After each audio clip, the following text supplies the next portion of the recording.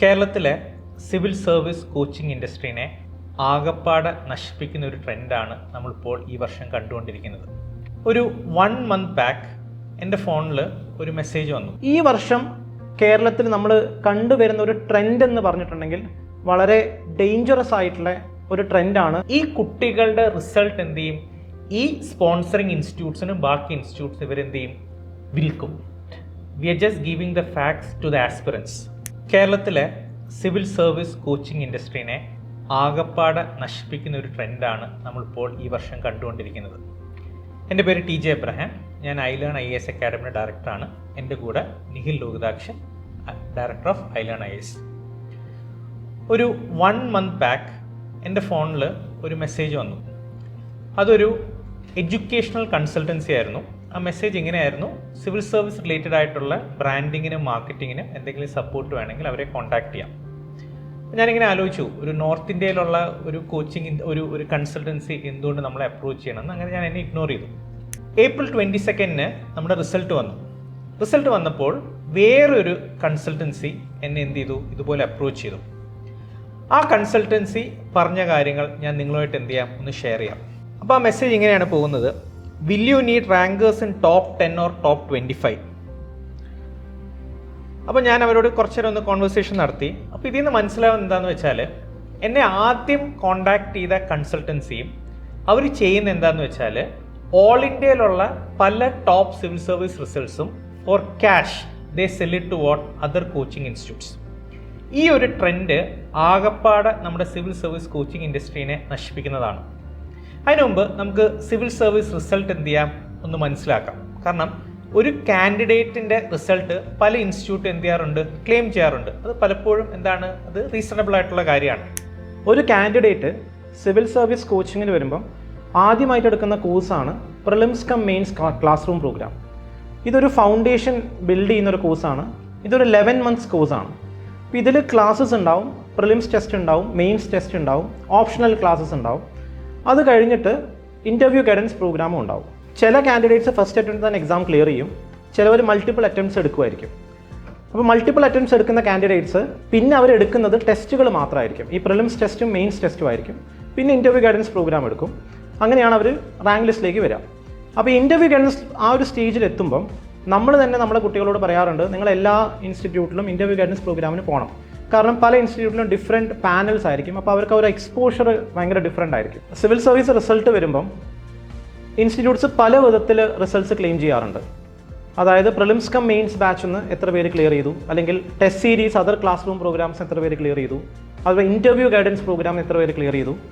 പക്ഷേ ഇതിലൊരു പ്രശ്നം എന്താണെന്ന് വെച്ചാൽ, ഇപ്പം ഇൻ്റർവ്യൂ ഗൈഡൻസ് ഒരു കുട്ടി ഒരു 30 minutes ആയിരിക്കും ആ ഇൻസ്റ്റിറ്റ്യൂട്ടിൽ സ്പെൻഡ് ചെയ്തിട്ടുണ്ടാവാം, അല്ലെങ്കിൽ ഒരു ദിവസം ഒരു ടെസ്റ്റ് എഴുതാൻ ഒരു ഇൻസ്റ്റിറ്റ്യൂട്ടിൽ പോയിട്ടുണ്ടാവും.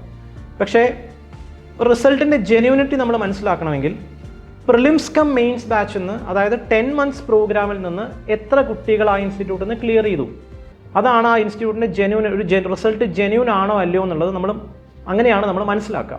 അപ്പം ഞാൻ പറഞ്ഞു വരുന്നത്, ഈ ഒരു 11 months വേഴ്സസ് 1 day വേഴ്സസ് ഒരു ½ an hour, അതൊരിക്കലും കമ്പയർ ചെയ്യാൻ പറ്റുന്ന ഒരു ലെവലിലല്ല ഉള്ളത്.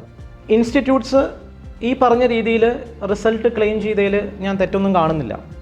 കാരണം ഇൻസ്റ്റിറ്റ്യൂട്ട്സ് ക്ലെയിം ചെയ്യുമ്പോൾ പറയാറുണ്ട്, ഇൻ്റർവ്യൂ ഗൈഡൻസിന് ഇത്ര പേര് ക്ലിയർ ചെയ്തു, ക്ലാസ് റൂം പ്രോഗ്രാമിന് ഇത്ര പേര് ക്ലിയർ ചെയ്തു, അല്ലെങ്കിൽ പ്രിലിംസ് കം മെയിൻസ് ബാച്ചിന് ഇത്ര പേര് ക്ലിയർ ചെയ്തു.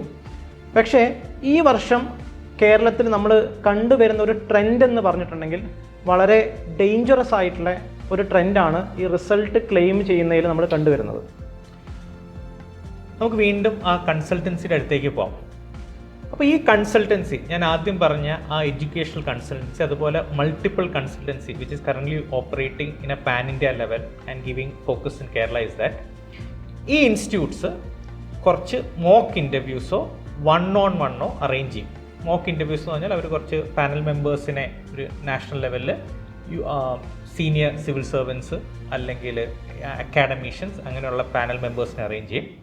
അല്ലെങ്കിൽ അവരെന്താ ചെയ്യുന്നതെന്ന് വെച്ചാൽ 1-on-1 സെഷൻസ് അറേഞ്ച് ചെയ്യും. UPSCയിൽ ഓൾറെഡി UPSCയുടെ ഇൻ്റർവ്യൂ ഗൈഡ് ചെയ്ത UPSC മെമ്പേഴ്സിനെയൊക്കെ വെച്ച് ഒരു 1-on-1 സെഷൻ കാൻഡിഡേറ്റ്സിന് അറേഞ്ച് ചെയ്യും.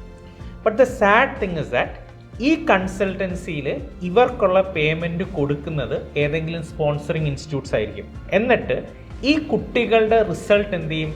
ഈ സ്പോൺസറിങ് ഇൻസ്റ്റിറ്റ്യൂട്ട്സിനും ബാക്കി ഇൻസ്റ്റിറ്റ്യൂട്ട്സ് ഇവരെന്ത് ചെയ്യും? വിൽക്കും. അങ്ങനെ ആ കുട്ടി അവിടെ PCM ബാച്ച് അറ്റൻഡ് ചെയ്തിട്ടില്ല, അവിടെ ഒരു ക്ലാസ് റൂം പ്രോഗ്രാം അറ്റൻഡ് ചെയ്തിട്ടില്ല, അവിടെ തന്നെ ചിലപ്പോൾ ഒരു ഇൻ്റർവ്യൂ ഗൈഡൻസ് ചിലപ്പോൾ എന്ത് ചെയ്തിട്ടുണ്ടായിരിക്കില്ല, അറ്റൻഡ് ചെയ്തിട്ടുണ്ടാവില്ല. എങ്കിലും അൾട്ടിമേറ്റ്ലി റിസൾട്ട് വരുമ്പം ഈ പാൻ ഇന്ത്യ ലെവലിലുള്ള പല റിസൾട്ടുകളും ആ കുട്ടികളുടെ ആ ഇൻസ്റ്റിറ്റ്യൂട്ടിനാണ് എന്ത് ചെയ്യുന്നത്, കിട്ടുന്നത്. This is A very dangerous trend. കാരണം കാശ് കൊടുത്ത് റിസൾട്ട് വാങ്ങിക്കാൻ വേണ്ടി പറ്റുവാണെങ്കിൽ ഏറ്റവും കാശുള്ള ഇൻസ്റ്റിറ്റ്യൂട്ട് ആവും എന്ത് ചെയ്യുക, അവസാനം റിസൾട്ട് മുഴുവൻ ഉണ്ടാവാം. ഈ വർഷം ചിലപ്പോൾ ഒരു 150 റിസൾട്ട് ആവും. അതിനെ കൗണ്ടർ ചെയ്യാൻ വേണ്ടി അടുത്ത വർഷം വേറൊരു ഇൻസ്റ്റിറ്റ്യൂട്ട് ചിലപ്പോൾ ഒരു 250 റിസൾട്ട് എന്ത് ചെയ്യാം, പർച്ചേസ് ചെയ്യാം. This will completely destroy what the civil service coaching industry in our state. Civil service coaching എടുക്കുക എന്നുള്ളത് നിങ്ങളുടെ ലൈഫിലെ ഏറ്റവും ഇമ്പോർട്ടൻ്റ് ആയിട്ടുള്ള ഒരു ഡിസിഷനാണ്. Because clearing this exam will completely change your life, your family's life. അപ്പോൾ ഈ ഒരു ഡിസിഷൻ എടുക്കുമ്പം നമ്മളൊരു ഹൈപ്പിൻ്റെ പുറത്തോ അല്ലെങ്കിൽ ഒരു ബ്രാൻഡിങ്ങിൻ്റെ പുറത്തോ ആയിരിക്കരുത് ഒരു ഇൻസ്റ്റിറ്റ്യൂട്ട് സെലക്ട് ചെയ്യേണ്ടത്.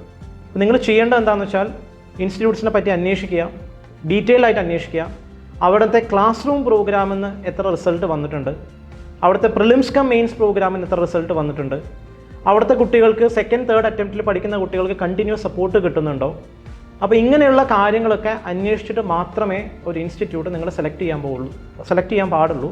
Because this is one of the most important decision that is going to change your life. ഞങ്ങളിവിടെ ഒരു ഇൻസ്റ്റിറ്റ്യൂട്ടിനെയും പോയിൻ്റ് ഔട്ട് ചെയ്യല്ല, അത് പോയിൻ്റ് ഔട്ട് ചെയ്യാൻ ഞങ്ങൾ ആളല്ല. The only thing that we are doing is that we are just giving the facts to the aspirants.